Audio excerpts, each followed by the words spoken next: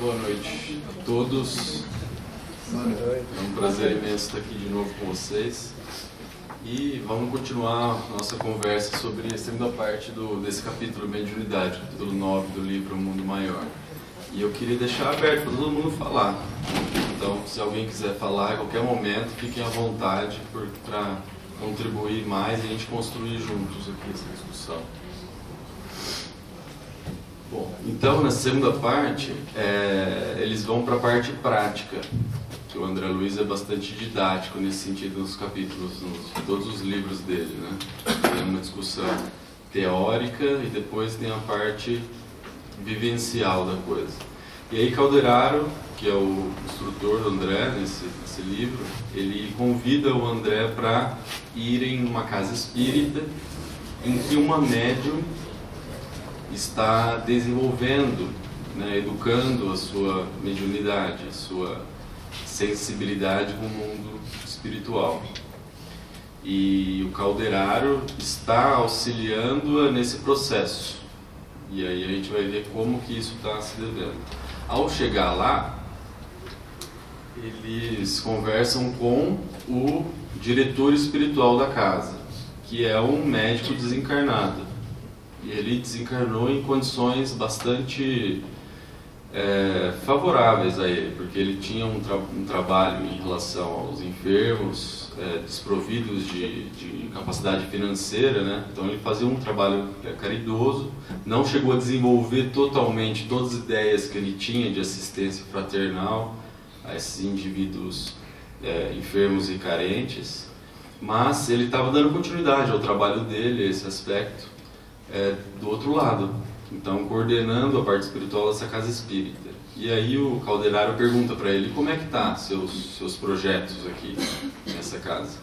Fala, tá muito difícil, porque ninguém está acreditando nos médiuns aqui. Não estou encontrando nenhum médium que consiga transmitir as nossas falas e que as pessoas que frequentam aqui a casa acreditem ou dão crédito nesse sentido. E, como a gente vai ver, não tanto nem um pouco pelos médiuns em si, mas pelas pessoas lá e as dificuldades de transcender essa questão do animismo, da mistificação. Então, ele fala assim, esse caso é bastante oportuno porque dá para a gente observar os obstáculos da tese animista, né, de mistificação, que tudo é do inconsciente do próprio indivíduo. Então ele diz assim, que não me interessa usar palavras rebuscadas, terminologias refinadas, que podem denotar uma própria vaidade, né, tanto nossa como os encarnados como dos desencarnados, e nem trazer itens de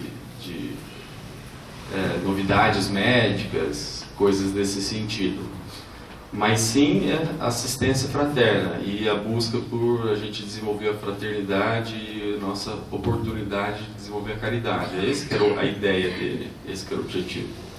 Só que todos eles suspeitam do animismo, dessa questão da mistificação. Então, o André ele percebe rapidamente, dentre o total de 8 pessoas da sessão, não era uma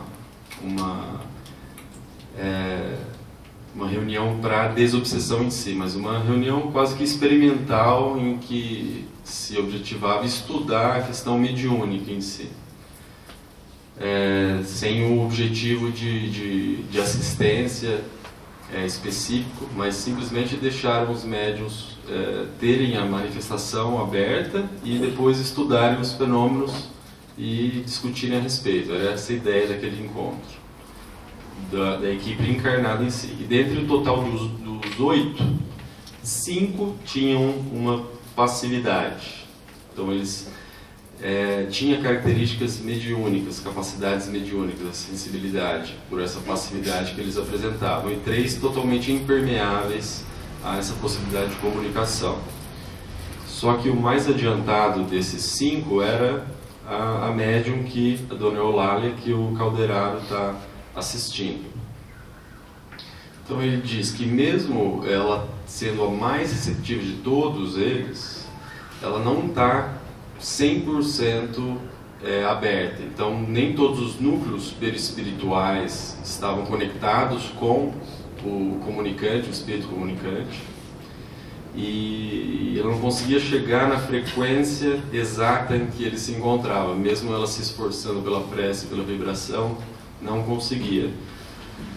E nem tinha esse espaço interior necessário para que toda a comunicação pudesse ser transmitida com maneira adequada. Ela também não absorvia esse entusiasmo pela ciência, essa abertura e cabedal científico para conseguir transmitir, faltando-lhe isso aqui que é interessante. Não havia construído na experiência atual, nas experiências anteriores, nas encarnações anteriores, necessárias teclas evolucionárias. Porque o médium ele vai ser, por exemplo, se você quer digitar um e-mail, então você tem que usar o teclado. Então o médium ele vai ser o meio pelo qual você vai transmitir a ideia. Então se tem um teclado em mandarim, e você não conhece mandarim, você não vai conseguir digitar o teclado. Então é necessário que existam teclas adequadas àquilo que você vai transmitir. Então se você não tem a linguagem, o símbolo necessário para transmitir aquela ideia, é muito complicado, então se limita nessa questão.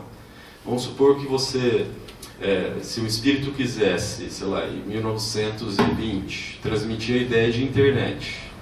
Não existia essa palavra e essa ideia do que é internet não era comungada pelas pessoas naquele momento. Quão difícil seria transmitir uma ideia como essa naquele momento? Então, de acordo com o cabedal mediúnico do indivíduo, mesmo que tenha tido experiências anteriores, essa cultura, isso bem vivenciado, esse cabedal científico, isso é necessário para que consiga se traduzir esse tipo de linguagem de conhecimento. Tem que estar esses referenciais dentro do corpo perispiritual do médium. Mesmo, por exemplo, o Chico Xavier, que ele estudou só até a 4ª série, mas a quantidade de conteúdo sofisticado, técnico, por exemplo, a Evolução em 2 Mundos, é porque o espírito dele já tinha tudo incorporado dentro dele. Então, em diversas encarnações, com certeza, ele já tinha tido todas aquelas referências científicas. Então, um espírito fantástico. E a dona Eulália não. Então, mas ela tinha uma característica fundamental, que a doutora Marlene dizia que é a única coisa que é obrigatória para se trabalhar aqui no Caibar, que é a boa vontade. Então isso ela falava bem. Eu lembro quando eu comecei a dar passo, eu falava assim, mas eu não tenho como, né? Eu não estou preparado. E só exigiram a boa vontade. Então, a disponibilidade de aprender a amar e de servir. Isso que não pode faltar de jeito nenhum. Isso é necessário. Então, esse grande poder que Calderaro coloca, nada mais é do que essa boa vontade. Então, ele coloca que a Eulália pode conseguir transmitir precisamente a mensagem.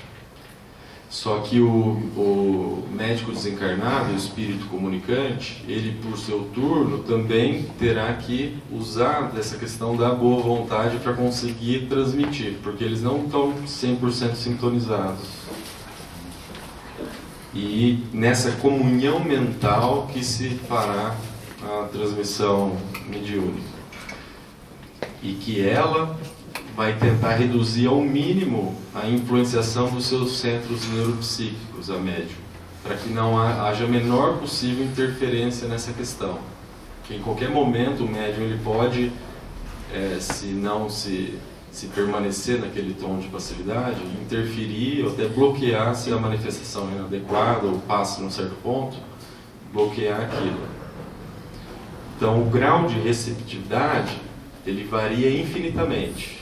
Então, como a gente vai ver na sequência, todos os indivíduos eles conseguem perceber em algum nível a mensagem, o conteúdo está sendo transmitido do mundo espiritual. Só que a intensidade dessa percepção, a qualidade e a precisão disso varia infinitamente. Essa grande variação que a gente encontra no nosso dia a dia. Então o André coloca que dentre os companheiros receptivos, né, que são 5, todos eles absorvem de alguma maneira a emissão mental do espírito comunicante, que é o diretor espiritual da casa, esse médico desencarnado. E o tema central dessa comunicação é um trabalho fraternal aos enfermos. E aí cada qual vai assimilar essa ideia, que é a mesma, de uma maneira diferente. E aí que fica didático para a gente entender como é que funciona. Então, por exemplo, ele fala que na tela animada, então ele praticamente via a tela mental de todos, como se fosse uma tela de cinema. Cada irmão recebia esse influxo do médico desencarnado e logo lhes provocava a livre associação dos psicanalistas. Então, cada um tinha acesso a essa mensagem mediúnica, essa ideia do espírito desencarnado, e começava a desencadear várias ideias de si mesmos, do material próprio.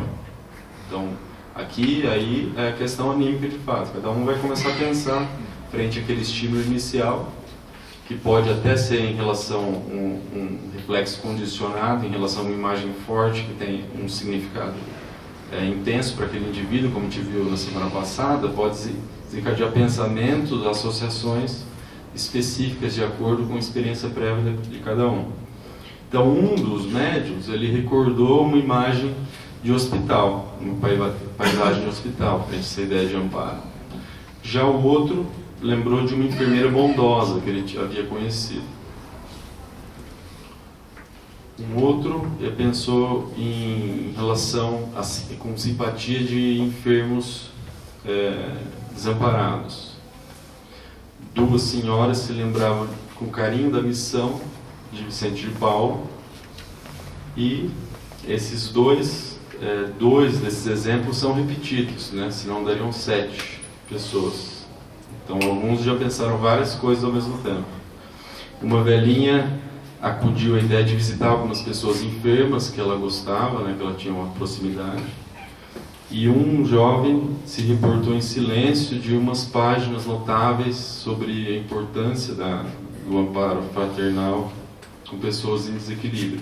Então, cada um, frente àquela receptividade, ia desencadeando vários pensamentos dentro daquilo que tinha dentro de si. E as 3 pessoas que estavam totalmente impermeáveis à questão mediúnica, até engraçado isso aqui, né? 2 estavam se constritando lá, jogando um chicote nas próprias costas porque perderam o cinema. Uma outra, uma senhora de idade bem avançada, estava preocupadíssima com as tarefas domésticas que ela julgava inadiáveis, mesmo ali que ela poderia recolher as bênçãos de cultivo de paz e tudo mais.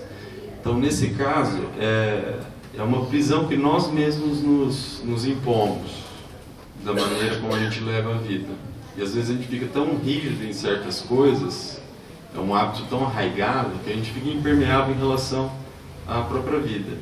O maior desperdício de energia é quando a gente pensa em alguma coisa em que a gente não pode resolver naquele momento. Então a gente não está nem ali onde o nosso corpo físico está, e a nossa mente está em relação a um problema que a gente não tem acesso, não tem poder naquele instante de resolver. É uma desinteligência muito grande, mas que é muito, muito comum, extremamente comum. E essa senhora de idade mais avançada estava dentro dessa prisão mental.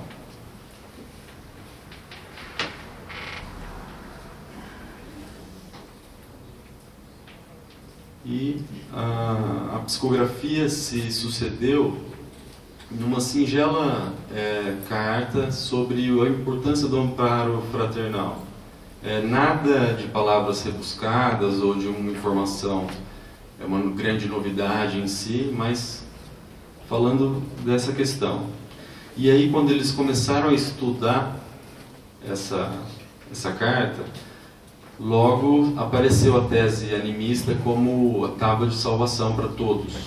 Disseram que não havia informações ou detalhes da carta suficientes para se provar que a identidade do desencarnado era realmente o médico, e que por isso a tese era que veio do próprio inconsciente da médium. E ela ouvia tudo isso bastante consternada em relação a se sentindo julgada e se sentindo culpada, né, como se ela tivesse feito de sacanagem, né, de ruindade dela, como se ela estivesse mentindo, uma mistificação total. E era exatamente essa a tarefa de Calderaro, simplesmente auxiliá-la nesse sentido, a não se permitir cair nessas armadilhas do desenvolvimento mediúnico, porque fatalmente cairia em interrupção do processo. Porque para ficar 100% bom nisso, a gente tem que praticar, tem que ser executado e repetido. E durante esse processo, a dúvida, ela é a regra, o feijão com arroz do dia a dia, da tarefa mediúnica.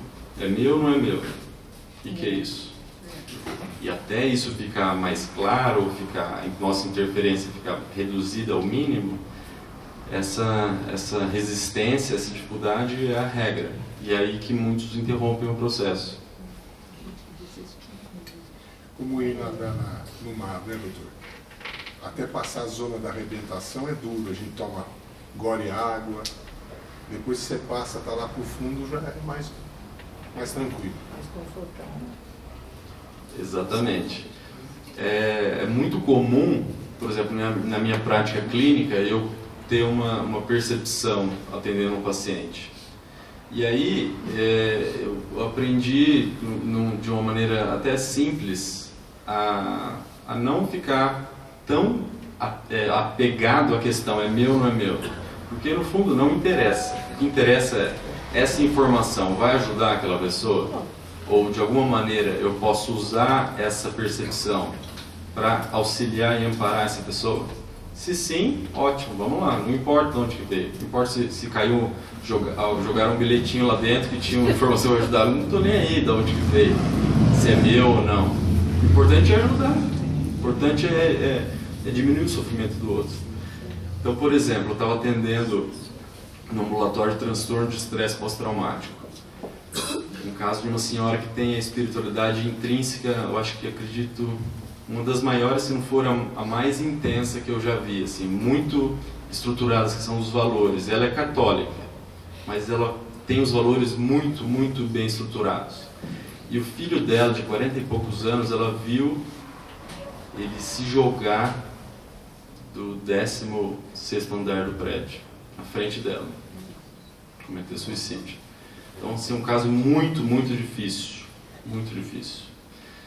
E após esses meses de desespero iniciais, que são naturais frente a algo tão tenebroso, assustador, um pesadelo para qualquer pessoa,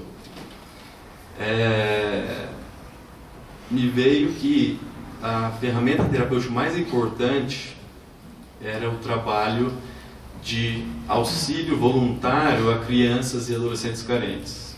Porque dessa maneira ela estaria auxiliando, prevenindo, diminuindo o sofrimento de filhos de outras mães, ao mesmo tempo que ela compartilhava dessa fé que o filho dela seria cuidado por outras mãos, onde quer que ele estivesse. Isso fez um sentido tão profundo para ela, assim, que os olhos dela brilharam, assim, e ela viu uma esperança novamente, porque estava tudo sem sentido mais na existência dela. Um outro caso que fala o oposto, que veio uma informação, mas que não tinha utilidade. Então veio bem claro, assim, quase como um cinema na minha mente, assim. É uma senhora que sofreu um processo por abuso sexual. Ela é professora de uma aluna e ela não tem nada a ver com isso, não tinha nada a ver com isso. O processo se rolou no tribunal e no final das contas era a própria irmã dessa aluna dela que em casa fazia esse abuso. Então assim, era uma família muito desestruturada emocionalmente, os laços muito adoentados, e a mãe precisa muito de ajuda e de tratamento psiquiátrico, psicológico. Negava isso, não enxergava o que estava acontecendo com as filhas e projetava tudo na professora, E aí mesmo ela já tendo sido inocentada, o processo já deu que ela é inocente e tudo mais, aquele murmurinho, aquela questão de julgamento alheio entre as pessoas do ambiente profissional continuou. Como se ela tivesse feito de fato aquilo. E ela estava num quadro depressivo muito, muito grave perante a isso. E na hora veio na minha tela mental, ela, numa existência anterior, se permitindo a questão da maledicência, denegrir a imagem de uma outra mulher mais jovem, com graves consequências no destino daquela moça. E que aí agora ela estaria reequilibrando essa questão nessa experiência. A gente sabe que nada é por acaso. Só que, claro que eu não falei isso para ela, né? Não teria nenhuma utilidade nisso. Mas me ajudou a acolher aquele espírito, aquela paciente, de uma maneira acolhedora, compreendê-la, entendê-la, ampará-la naquela questão e ajudá-la a tentar, aos poucos, diferenciar o que ela pensa dela mesma e o que os outros pensam dela. Por que às vezes a gente vive em função da opinião dos outros? É claro que como ela vivenciou nessa hipótese minha, que essa percepção que eu tive seja real, ela vivenciou essa experiência, na consciência isso é muito pesado, então ecoa dentro dela esse julgamento alheio, faz eco. A consciência, quando ela está culpada, ela absorve e fica, né? Quando a gente embate com algo negativo contra nós. Então não está sendo fácil nesse sentido, mas ajudá-la a perceber o quanto que, na verdade, não importa o que pessoas que fazem julgamentos pensam sobre nós. O que importa é o que nós pensamos de nós, o que está na nossa consciência, a nossa própria consciência que importa. E através disso o processo está ocorrendo e ela já está bem melhor, embora seja o calcanhar de Aquiles dela quando algum profissional faz uma indireta, uma brincadeira de mau gosto nesse sentido e tudo mais. Então a grande questão ética é essa informação que me vem através da sensibilidade mediúnica, ela vai servir para amparar, para auxiliar o semelhante? Se sim, não importa de onde que veio. Então os créditos autorais, ninguém vai processar a gente do outro lado por causa disso. O importante é ajudar a gente a servir, a gente ser útil. É isso que importa, no final das contas. E nesse processo a gente vai ficando cada vez melhor, mas a gente tem que começar uma hora. E Calderaro, vendo que a médium estava sofrendo bastante nesse processo de julgamento, de ser considerada mistificadora e tudo mais, ele se aproximou dela com as mãos espalmadas sobre a fronte, começou um passe mediúnico, sem a ajuda de nenhum dos encarnados lá. E isso foi suficiente para iluminar os lobos frontais, e isso cascatear por todo o corpo dela até o tórax, refazendo todos os desequilíbrios que estavam sendo nítidos para o André Luiz, que ele via que várias nuvens negras na mente dela já estavam se formando, que ela tinha apagado todas as luzes dos centros superespirituais, a epífise já estava bem escura, e com isso tudo foi se iluminando de novo, a epífise foi, que a pineal foi se esclarecendo, ficando uma luz sendo emitida, e ela foi recobrando o equilíbrio. E aí Calderaro foca as mãos em relação às fibras inibidoras do lobo frontal. E com isso ela vai diminuindo a importância que ela dá ou a atenção para os estímulos externos, pela conversação do ambiente, e vai se conectando cada vez mais com o mundo espiritual. Então isso é bem interessante. Por exemplo, na eletroconvulsoterapia atual, você pode fazer estimulação dos lobos frontais, dos lobos temporais, e a eletromagnetoterapia, que é com estímulo magnético, você pode fazer no lobo direito frontal um estímulo inibitório nele, porque o lobo direito frontal ele está muito associado, o estímulo aumentado, com o quadro depressivo. Se você diminuir ele, você melhora. É nós mesmos nos mantendo mais negativos. E você tem que usar um estímulo excitatório, ou estimular o lobo do lado esquerdo, frontal. Então isso está... Às vezes a gente funciona demais, isso acabando conosco os mesmos com pensamentos negativos, e às vezes funciona de menos, levando a essa inatividade, essa falta de vontade, de ânimo e tudo mais.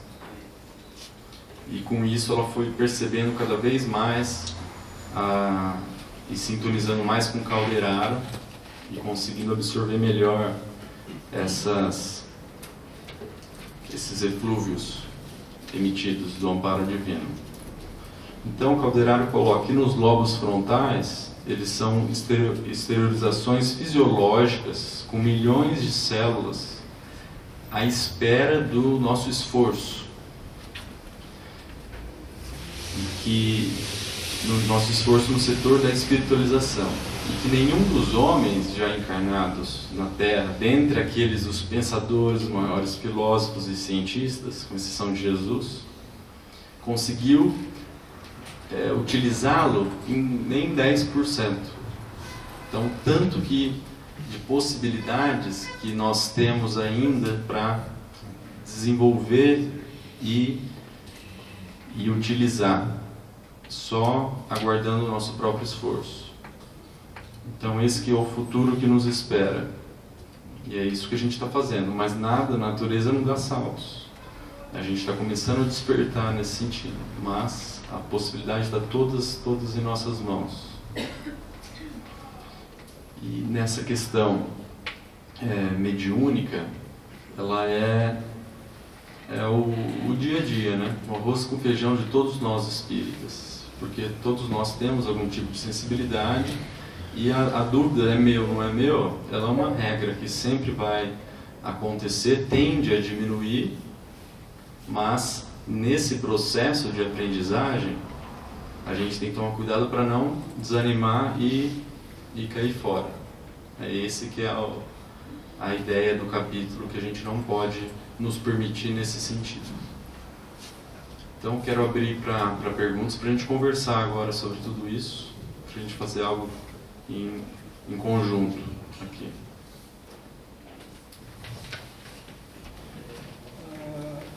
É muito difícil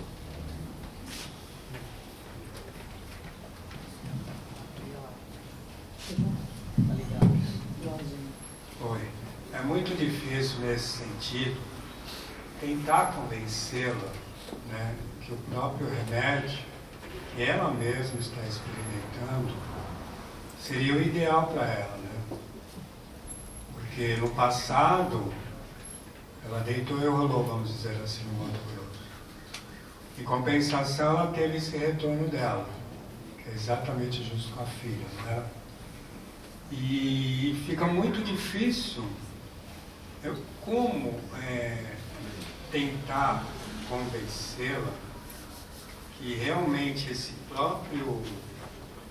própria corrigenda, vamos dizer assim, está fazendo bem para ela.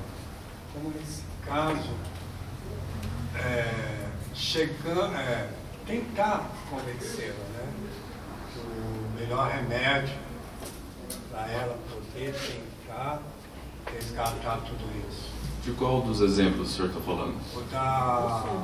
O da mulher que ela estava Que a, isso. Que a criança se jogou no 16º andar. Não tem como você falar para uma mãe que experienciou isso que isso é bom de alguma maneira. Não tem como. Mas, aos poucos, indicar o quanto que está sendo de aprendizado, o que ela está aprendendo com essa experiência, enxergando daqui para frente os aspectos positivos, né, nesse sentido. E ela mesma, como ela tem essa espiritualidade muito, muito bem estabelecida, ela mesma já soltou frases do tipo: eu estou me percebendo mais forte, se Deus quiser eu vou sair ainda melhor ou mais fortalecida dessa experiência. Então ela já está conseguindo resgatar essa ideia de que, por mais dolorosa que seja, frente à eternidade, tudo é construtivo. Então, com certeza, dentro de cada crença, sem nunca impor aquilo que a gente acha que o outro não faz sentido para o outro, que isso seria totalmente desnecessário em questão de orgulho, não de caridade, a gente consegue, dentro da espiritualidade do outro, evocar questões saudáveis e da própria aprendizado, planejamento divino, né? Acredito que sim. Boa noite. Eu não peguei desde o início, talvez você já tenha esclarecido esse assunto, mas eu queria saber se todo transtorno psiquiátrico é uma manifestação da mediunidade e, se isso procede, eu paro para pensar que muitas pessoas que estão sofrendo, né, de diversos transtornos psiquiátricos que existem, não estão tendo talvez o acompanhamento correto ou um tratamento adequado, e que impacto isso tem, né, na sociedade, né, porque hoje em dia acho que são os males que mais assolam, principalmente a depressão, e isso impacta muito as pessoas no geral. Vou dar um exemplo que vai ficar bem fácil, assim, porque tudo é espiritual, mas, por exemplo, se alguém tem dentro do planejamento reencarnatório desencarnar por um acidente de carro, por exemplo, e aí no momento do acidente, se a gente tem essa informação, a gente não vai socorrer, fazer os primeiros socorros do acidente de carro, por ele ter esse planejamento reencarnatório, desencarnar no acidente. Isso é uma questão espiritual, porque é aquilo que ele vai vivenciar, é o resgate dele, digamos assim. Isso é devido à experiência reencarnatória que ele teve até aquele momento. O planejamento é o remédio para o espírito, frente à eternidade. Mas aí, no momento do acidente, você não vai socorrer, você não vai fazer uma nova de ressuscitação, você não vai dar medicação para a dor, você vai tratar aquilo. E da mesma maneira é com os transtornos psiquiátricos. Então, há mediunidade em todos nós temos algum tipo de sensibilidade mediúnica. Inclusive quando a gente tem algum tipo de doença psiquiátrica, desequilíbrio emocional. Então, o desequilíbrio, ele por exemplo, transtorno depressivo, transtorno de ansiedade generalizada, transtorno obsessivo compulsivo. Tudo isso tem uma fisiopatologia, isso tem um componente orgânico, isso tem um componente genético. Tudo isso é consequência da história daquele espírito. Então, o estado perispiritual, ele cascateia em relação à genética, e a genética vai se manifestar no corpo com uma forma biológica, com mais ou menos neurotransmissor, com mais ou menos risco de desenvolver uma psicose, desenvolver um transtorno de ansiedade. Então, tem o componente biológico, o componente mediúnico, ele está associado a isso, ele vem junto. Não é uma coisa categórica, estanque, ou um ou outro, as duas coisas se sobrepõem. Então não tem como a gente tratar só uma coisa. É a mesma coisa que querer tratar a obesidade só com dieta ou só com atividade física. Tem que fazer as duas coisas. Tem que educação alimentar e educação física, estimular o exercício físico. Então as duas coisas coexistem. E às vezes um componente é mais intenso do que o outro, Então, parte do tratamento vai ser mais importante do que o outro. Mas as coisas coexistem, é simples assim. Rafael, você falou assim, aquele ponto sobre nossa não inteligência, de fixar o pensamento numa situação que a gente não pode estar vivenciando, né? E que isso desprende da gente uma energia muito grande, né? Desnecessária, e às vezes causando até transtorno de ansiedade, ou isso vem pela ansiedade. Então, assim, como psiquiatra, qual seria um caminho para a gente bloquear isso? O que fazer, um mecanismo contrário a isso? Que a gente pudesse viver mais calmo, mais harmonia, até trabalhar a nossa mediunidade, nosso equilíbrio de uma maneira melhor. Orientação, sim. Muito boa pergunta, muito boa mesmo, porque isso é a epidemia atual. Então, como seres humanos, a gente nunca na história da humanidade vivenciou uma era em que a gente era assolado com a quantidade de informações e tinha a quantidade de possibilidades de atividades, de pensamento, de qualquer tipo de coisa, tudo ao mesmo tempo. Então a gente nunca foi tão sobrecarregado em relação a informações. Nosso sistema nervoso nunca foi tão bombardeado assim.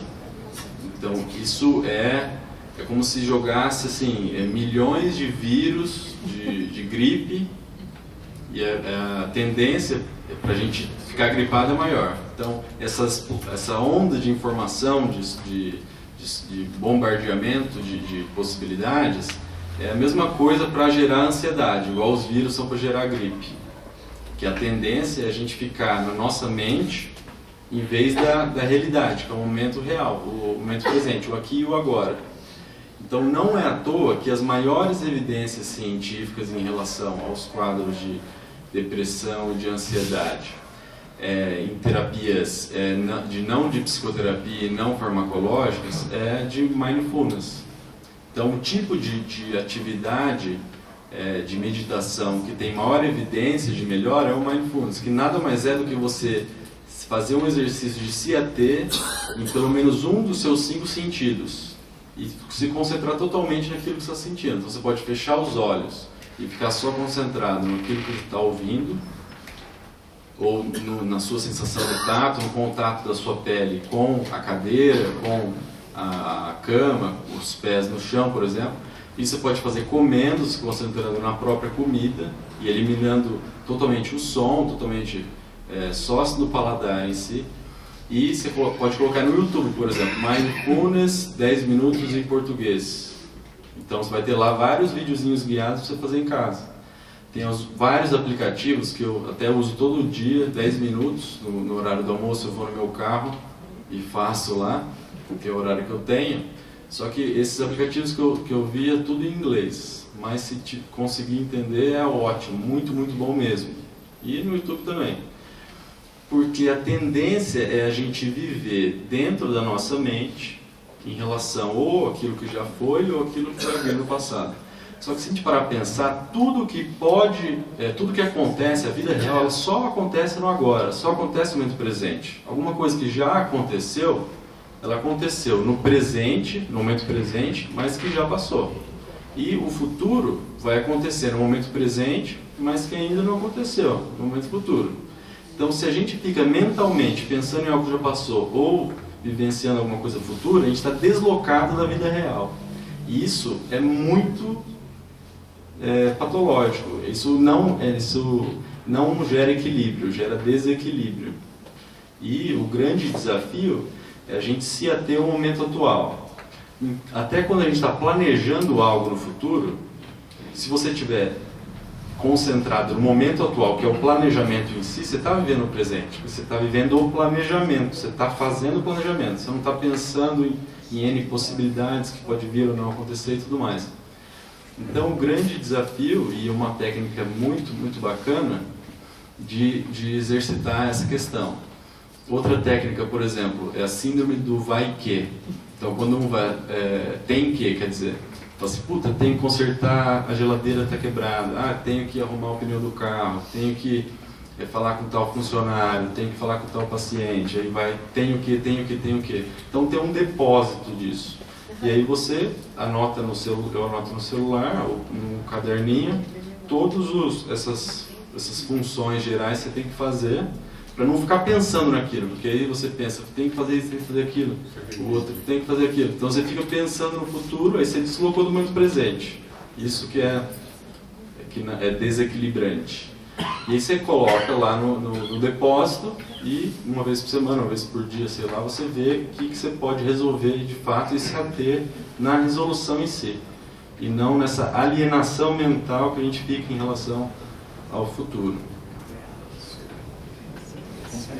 Boa noite, Rafa.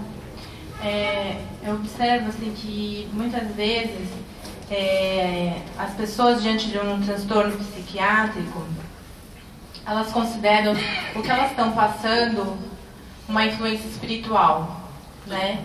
E se exime da responsabilidade daquele ser encarnado que está passando por aquele processo de reajustamento, de transformação moral, sempre colocando a culpa na influência espiritual, no processo mediúnico. Você poderia falar um pouquinho, Rafa, sobre isso? Quando eu escolhi fazer medicina e psiquiatria, eu pensava que o mais frequente seria casos de obsessão em que não se aventaria por essa possibilidade, e com isso iria ajudar muita gente e aliviar muito sofrimento. Mas o que mais se vê, o mais prevalente, o arroz com feijão do dia a dia, em relação a pacientes espíritas, é o contrário disso. É uma projeção em toda a responsabilidade, em toda a culpa do sofrimento que se vivencia no obsessor. Então é uma maneira muito rápida e eficaz e conveniente, né, de se livrar do problema. Então, embora com certeza, quando a gente está em desequilíbrio, a gente vai se sintonizar com espíritos na mesma frequência vibratória, isso pode alimentar a nossa disfunção, a maneira é do de dentro para fora que a gente tem que trabalhar. E a tendência maior é se desincumbir desse centro e sempre projetar no outro. Então, da mesma maneira que o católico antigamente projetava toda a resolução daquilo que ele tinha que trabalhar em questão dos valores e tudo mais, e ir na missa aos domingos, então sonegava imposto, fazia não sei o que lá, e aí vai na missa do domingo, estou com a consciência tranquila. Nós espíritas fazemos isso com o obsessor. É uma tendência do ser humano, qualquer que seja, cultura, religião, a gente sempre colocar a culpa no outro, projetar isso no outro e se desincumbir desse sentido. Quando que, na verdade, a gente tem que orar pelos nossos obsessores, porque eles mostram o quanto que a gente ainda é fragilizado, o quanto que a gente ainda tem dificuldades. Então, é um benefício que nós temos de nos chamar a atenção para quando que a gente precisa melhorar e quando que a gente tem que exercitar a humildade. Muitos anos atrás, eu frequentava um clube e tinha um senhor que vinha sempre na companhia do jovenzinho. E a explicação que me deram, porque era moleque, é que o senhor não enxergava mais, porque ele viu o filho dele ser atropelado por uma lancha. E aquilo causou esse trauma, você falou dessa maneira, doutor, que ele nunca mais voltou a enxergar, ele não conseguia. Ele velejava, mas com uma pessoa fazendo o espelho para ele de onde ele estava, etc, etc, etc. E isso é um comentário por causa do que o João falou, quer dizer, o negócio é tão grave que a pessoa oblitera os sentidos, perde o sentido. De tal grande foi o trauma. E a outra é uma pergunta simples, nas minhas vivências passadas também, a importância da música e da gente não ficar, como todo mundo quer hoje em dia, você não consegue conversar em casa, né? WhatsApp, Facebook, tudo ligado ao mesmo tempo. Se aquele bom hábito do livro espírita com uma musiquinha de fundo, se isso daí não contribui para a nossa saúde mental e espiritual. Esse é um caso bem interessante que Hoje em dia a gente chamaria esse caso do cara que não conseguia enxergar, do senhor, de um transtorno conversível, quando tem um sintoma neurológico que não é explicado por nenhuma lesão orgânica em si. E dentro do que traz a doutrina espírita, a gente vê que isso é plenamente possível, e a atuação da nossa mente ela é muito poderosa, tanto que se vê no efeito placebo, que um bom médico sabe usar isso em benefício do próprio paciente, que é uma força que ele tem e que ele não percebe. Então, da mesma maneira que está falando antes, não importa de onde que vem a ajuda, se vai auxiliar, a gente tem que usar. Isso é muito importante. Mas o efeito nocebo também, isso pode se manifestar, por exemplo, dentro de uma cegueira conversiva, dentro de uma paralisia conversiva. Então, quando eu passei no estágio do pronto-socorro, tinha um paciente que não andava. E a contra-transferência, que é a reação emocional que isso gera em profissionais, mais comum é de raiva, de quando não se acha uma questão orgânica. Ele está fingindo, ele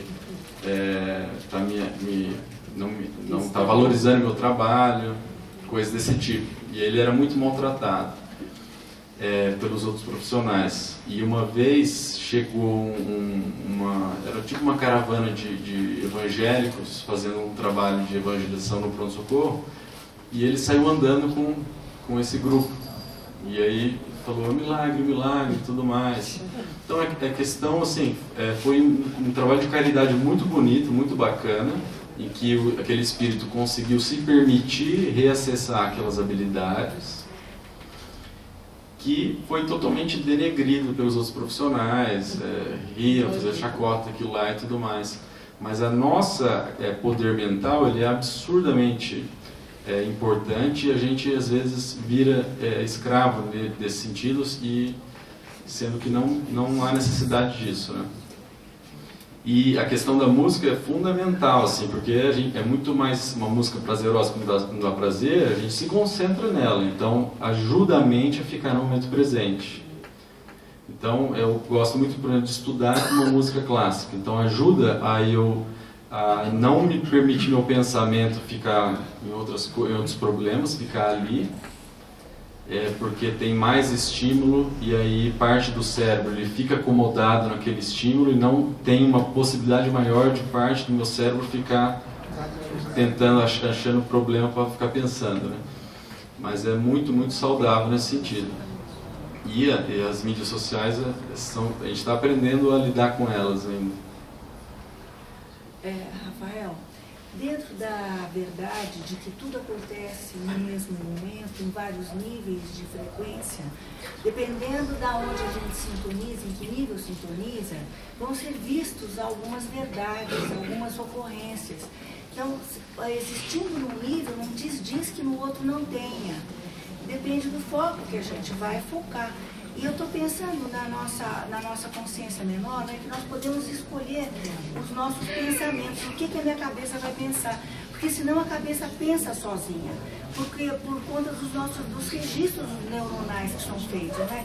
Se, por exemplo, uma paixão, a pessoa que fica pensando numa pessoa várias vezes, depois da 100ª vez, ficou gravado aquele trajeto.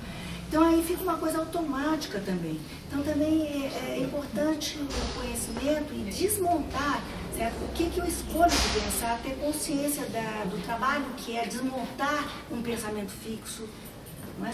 Você, como você falou assim, tem o que, aquela técnica do tem que ajuda muito, porque você desfocando aquele circuito energético, você despolariza, e aí despolariza aquela ideia, aquele pensamento fixo, né? Então, a beleza de que vários níveis acontecem ao mesmo tempo e todos são verdadeiros. Eu acredito que você está falando de uma teoria que não é da doutrina espírita, mas que fala que todas as possibilidades já existem. Então, a gente pode acessá-las a partir das nossas escolhas. Então, desde as mais sublimes às mais terríveis. Elas já estão concretizadas por Deus, dentro das possibilidades que possam ser vivenciadas, e que a gente vai escolhendo para onde que a gente vai. E de fato, assim, tudo que a gente cristaliza pelo hábito vai ficar mais forte dentro de nós. Então daí que a importância das nossas escolhas dentro do dia a dia. A gente vai viver o céu e o inferno de acordo com aquilo que a gente se permite e exercita na repetição a nossa vivência. Vamos fazer mais uma. Dentro da sua vivência clínica como médico psiquiatra, como é que é visto um fenômeno já estudado principalmente pelo espírito de Joana de Ângeles, né, e Manuel Filomeno de Miranda, o fenômeno das personalidades múltiplas, que são as personalidades de existências anteriores que nós trazemos e algumas experiências não resolvidas, e a questão das subpersonalidades da nossa encarnação atual, em função de traumas, de estresses vividos nesta encarnação, que nós vamos desdobrando as nossas personalidades. Joana de Ângeles, através da psicologia transpessoal e espiritual, ela nos mostra isso em alguns livros, né? E o Manuel Filomeno de Miranda, inclusive no livro SOS Família. A gente às vezes confunde algumas coisas com obsessão, mas nós sabemos que essas personalidades ou subpersonalidades acabam gerando uma auto-obsessão, que é o caminho para que ocorra a obsessão por espíritos, né? Mas tudo começa com uma auto-obsessão.